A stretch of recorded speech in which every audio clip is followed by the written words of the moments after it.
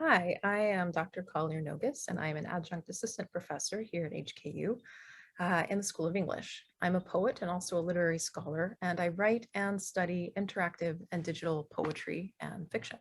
So for your GAMIthon project, you have specific themes, but you need to find a way to make those themes compelling and fun for a viewer or player. Interactive storytelling is a very good way of doing that. So I am going to show you a flexible and easy to use, but very powerful tool to make narrative games. It's called Twine. Let me share my screen and we can take a look at it together. This is the Twine homepage. It uses a storyboard format to help you design narrative threads that multiply so that as a reader moves through your story, she can make choices about where to go next. So essentially what you're doing is making digital choose your own adventure stories. I am going to share with you a few examples, 3, and I'm going to show you how they look both on the front end for a player and also how they look on the back end if you're the author. I'll also show you how you can drag the code into Twine if you find a story that you really like and you want to see how they made it. I'll show you how you can do that too. So first, I just want to point out that at the right here, you'll notice that you can download Twine if you like to use it on your desktop, or you can simply use it online, which is what we'll do in this tutorial. Also, I want to direct your attention a little bit further down to the cookbook, which has got lots of helpful tutorials, and also 2 discussion forums, both the interactive fiction community forum and also the live chat on Discord. When I've been playing around with Twine, I make both poems and stories using this tool. I have found that other users are really quick to respond and very helpful. So if you run into a problem, those are both great places to go. Let's take a look at this first example. It's called Space Frog.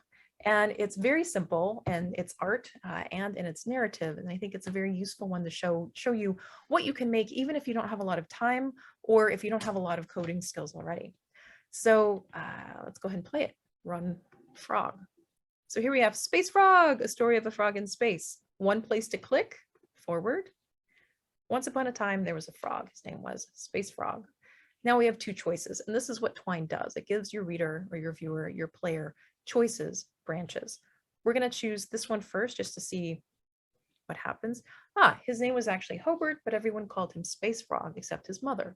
His mother called him Hobart. Okay, so what that gave us was just explanatory narrative text. This is the forward button. It moves us forward. We could go back if we clicked here. So if we go ahead, you see Space Frog had a little spaceship. It was made just for him. This little is also going to be narrative detail. As you can see, it really was very little though. So it could only fit him in his trusty satchel, which he carried everywhere. You can see that this game is now developing a pattern. You can either go through and continue the story, or you can kind of find out a little bit more about what we're talking about on each page. So that's one mode of using Twine to kind of flesh out a narrative, to have asides. One day, Space Frog decided to go collect a star. In this case, I'm just going to move forward so you can see what the game is going. To get a star, Space Frog would need to board his spaceship. However, he could only bring one thing with him in his satchel, since both the ship and his satchel were not very big. Space Frog looked around to see what he could bring. What did he put in his satchel? Here's where you as a reader or player actually get to choose. Okay, I'm going to go ahead and choose space food. So this page has got 3 branches. 3 different choices you could choose. Space Frog put the packet of space food in his satchel. Okay, now we can learn more about space food or we can move forward. You can kind of see the pattern that this game has established. Really simple art, very simple choices, not a whole lot of branching, or it's not very roundabout. It's pretty straightforward. Let's take a look at the second example. This one's called Who Stole My Bone? And it's also quite simple art. As you can see on the right, it's labeled as a submission to I can't draw but want to make a game. So yes, and down here it says you like dogs, you like bad art and silly humor. This game is for you. All right, so let's run it. It also has sound. It's not hard to add sound to your Twine games. This is another thing to think about if you decide you want to make one. Let's just go to start and play it. Oh, hi, didn't see you there for a second.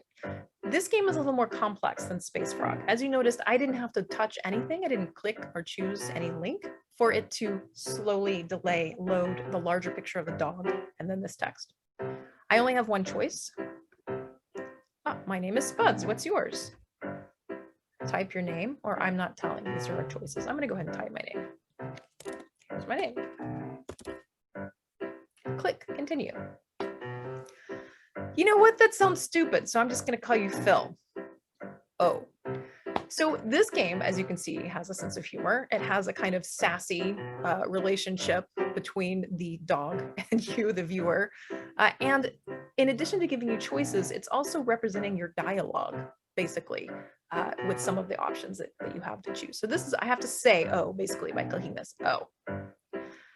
Anyway, so Spuds, let me tell you what you're here for. See this bone? That's my bone, a really good bone, the best bone in the whole world. Again, the only choice I have is to agree in a particular way. So this is another way that you can move readers forward with a single link. In Space Frog, we saw that author just used the triple arrows. This one is using dialogue. I'm going to show you the third version. Now you can kind of see where this is going. I'm also going to mute this. The third one I want to show you is called It's a Beautiful Day, and this is somewhat different than those other two. It is less a story game. It's advertised, actually, it markets itself as a self-care game, and its goal is to get you awake and out of bed, but to make you calm down and relax before you have to go outside, right? And you can see the art here is actually much more complicated. If you do want to do some more complicated art, Twine can support that, which is one reason I wanted to share with you this game. Okay, time to get up. That's my only choice. It's a beautiful day. What do you want to do? Have a cup of tea, make the bed, or take a shower? I'll have some tea. Now this shows you another capability of Twine. You can do sort of rotating choices. Russian tea? No. Verbena infusion? Citrus blend? I'll do citrus blend. Done. So I've made my choice through a menu. Here I go. What do you want to do next? I don't want to do the dishes. I'll brush my teeth. Not much happens. Now what do I want to do? Look out the window. I actually want to go outside now. I'm going to see when do I get to do that? I'm done looking out the window. Look at her eyes moving. There we go. What do I want to do next? I want to go outside. But there aren't any doors. So this game is kind of peculiar because it's purportedly a self-help game, but it's actually kind of a trap. So you want to be thinking about this if you decide you want to make a narrative game using Twine, thinking about what you want your purpose to be, how you want the options for gameplay to fit in with that purpose. So not just the kinds of the text formatting or the images that you're using, but also like the actual available options, the way that that can make a reader feel inside the game experience. So now that we've taken a look at three very different styles of game, artwork, choices, narrative voice, this one's not funny in the same way those other two were. Let's go and take a look at the back end, okay? So the back end of Space Frog looks like this. And in fact, I can show you when you load Twine. If you go here, I just chose to use it online. I am currently logged in and I have, as you can see, 5 stories here. The 2 on the left are things that I'm actually working on right now. They're poems, but I want to show you these stories. So I also loaded Space Frog, Who Stole My Bone, and You Jam. Let's take a look at Space Frog first.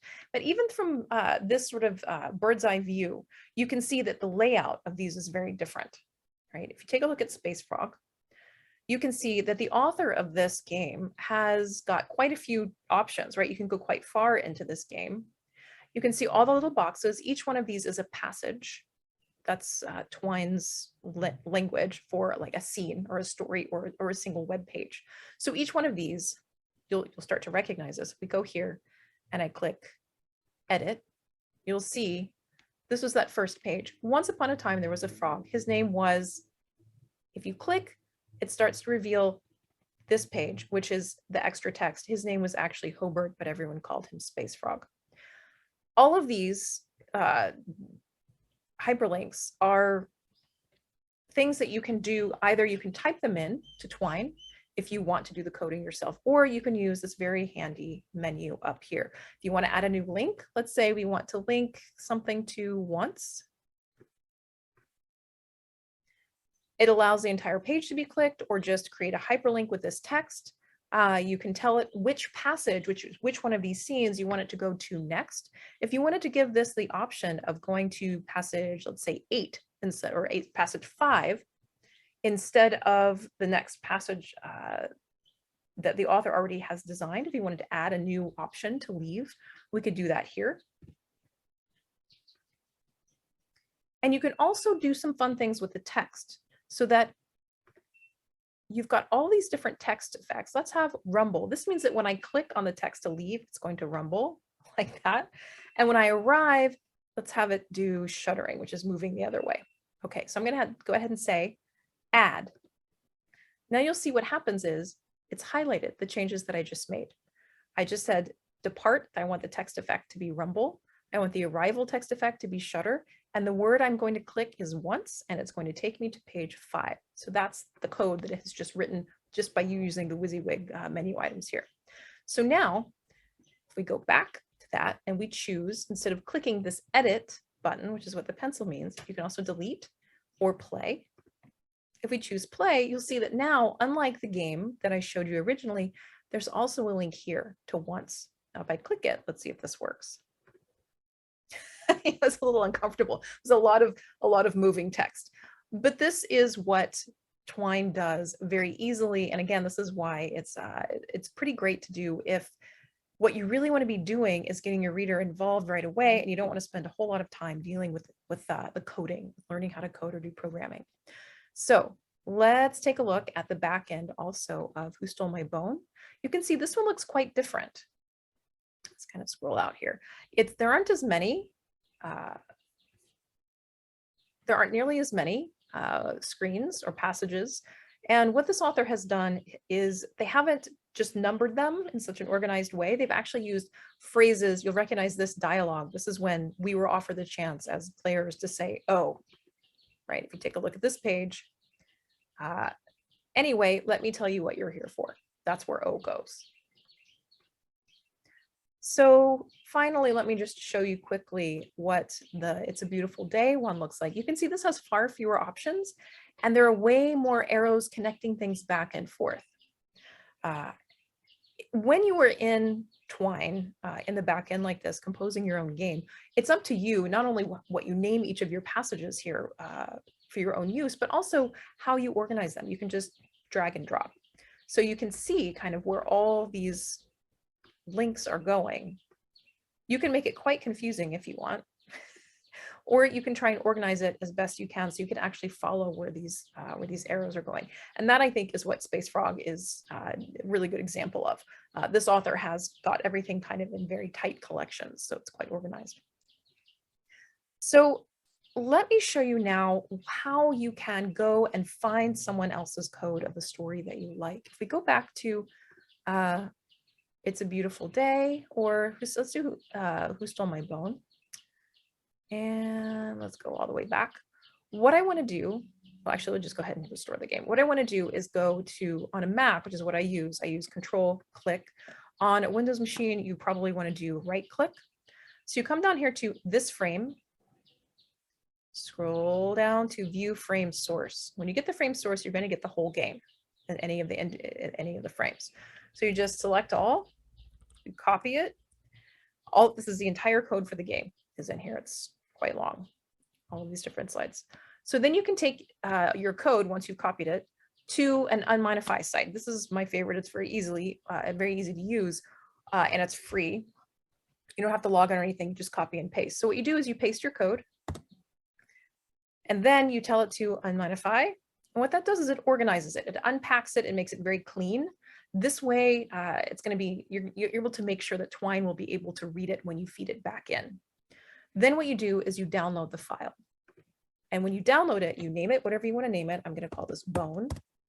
But make sure always that you give it an HTML extension so that your computer and Twine will know how to read it. So you go ahead and download that. Now you can go back to Twine, say use it online, and then come over here to the right and say import from file. Instead of making a brand new story, you're going to import one. And then it's going to ask you which file. I'm just going to go right here to Bone. I don't want to replace it. It knows that it's the same one. I already did this so I could share it with you in the back end. I'm just going to tell it to not replace, and it's going to make a new one. See, this is the one that we last touched at 5:02 p.m. This is the one we just imported at 5:05. Let's take a look. Here it is.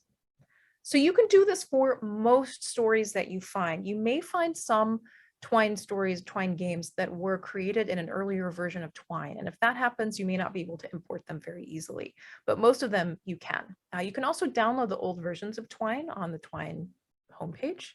As you can see here, older 1.x version releases are also available. If you click there, you can match the version of the game that you want to look more closely at and download that version of Twine, and then you can upload it or download it and then import it into Twine and see how it works. The last thing I want to share with you is a few good tutorials for getting started using Twine. It's not hard, but a little bit of guidance is helpful, especially because there are several different formats that you can use. And so if you just Google yourself how to use Twine, you need to make sure that you've chosen the same story format that the tutorial that you're using has chosen. So let me show you, this is one of my favorites. This is Adam Hammond, who is an associate professor at University of Toronto, who teaches Twine in his undergraduate classes and also uses it to make work. He has what he's developed and he calls a total beginner's guide to Twine 2.1. He also has these for older versions of Twine that you can find. But what he does here is he makes videos. This is the set of 4 getting started, which is just the very basic stuff. I kind of showed you a little bit of that. Passages, which are each one of those pages is a passage, and the links between them, how to insert links between them. Then he's got 3 more videos on how to develop your game and make it really attractive, right? So first, the visuals. How do you want to deal with your fonts? What kind of CSS styles do you want to use? Then he's got adding images and music. And then finally, variables, conditionals, and programming if you're ready to kind of take it to the next level of customization. You don't actually really need to even get there to make a very successful and funny game using Twine, though, which is one thing that I really love about it. So I hope that you have found this exciting and you might develop some enthusiasm about using Twine too. I have found that it is a really fun tool. I've taught it in undergraduate classes at HKU and students have made kind of amazing work. So it's really fun and I think it might be very useful for you. And if you do make something with it, I hope that you can let me know. I would love to see it. Thanks so much and good luck on your projects.